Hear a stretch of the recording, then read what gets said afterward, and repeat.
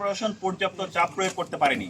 দ্বিতীয়ত এই আন্দোলন, এই যে দাবিগুলো, বিচারের দাবি, অভিযুক্তদের গ্রেফতারের দাবি, এটাকে পুঁজি করে ক্যাম্পাসে যে পরিস্থিতি অস্থিতিশীল করার চেষ্টা করা হচ্ছে, তাদেরকে প্রশাসন কেন প্রপারলি ডিল করতে পারেনি এখন পর্যন্ত। এই দুইটি জায়গা দিয়ে স্যার আপনাদের প্রশাসনের যে অবস্থান, সেই অবস্থান আমাদের কাছে ব্যক্ত করতে হবে। শিক্ষার্থীরাও এই জায়গাগুলো নিয়ে জানতে চায়। আমরা আশা রাখছি আপনাদের কাছ থেকে এটা নিয়ে সদুত্তর আমরা পাবো। করছে আপনি উপাচার্য হিসাবে মানে বিচারটাকে বানচাল করার জন্য, রায়টাকে বানচাল করার জন্য, যেহেতু আগামী 21 তারিখ ভার্ডিক্ট আসবে, এই জায়গা থেকে আপনি উপাচার্য হিসাবে এগুলো খতিয়ে দেখছেন কিনা?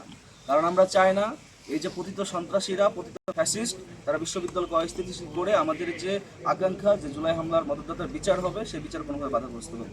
এবং এটাও আপনাদের দায়বদ্ধতা যে তারা কোনোভাবে যেন এই বিচার বাধাগ্রস্ত করতে না পারে। এই জায়গা থেকে আপনারা কিছু খতিয়ে দেখছেন।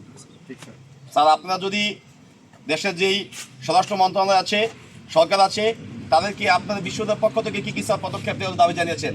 যদি স্যার আপনারা সেটা করতে ব্যর্থ হন, তাহলে আমরা জাহাঙ্গীরনগর বিশ্ববিদ্যালয় কেন্দ্রীয় শিক্ষার্থী সংগ্রাম হল সংসদের যারা আমাদের শিক্ষার্থী প্রতিনিধি আছেন, আমরা আজকের মধ্যে মাননীয় স্বরাষ্ট্রমন্ত্রীর কাছে গিয়ে আমরা এই ঘটনার জন্য স্মারকলিপি দিব এবং একই সাথে এই অপরাধীকে যাতে দ্রুত সময়ের মধ্যে খুঁজে বের করে দৃষ্টান্তমূলক শাস্তি দেয়, তার জন্য আমরা আমাদের জাকসুর পক্ষ থেকে কোনো রকম আন্তরিকতা কমতি আমাদের মধ্যে নেই। আমরা এই ঘটনার বিচার চাই এবং একই সাথে এটাও পরিষ্কারভাবে বলতে চাই, এই ঘটনাকে পুঁজি করে বিশ্ববিদ্যালয়ের স্বাভাবিক পরিবেশ যারা নষ্ট করবে এবং যারা নষ্ট করতে চাইবে, তাদের বিরুদ্ধে আমাদের প্রতিবাদের বাসা জারি থাকবে।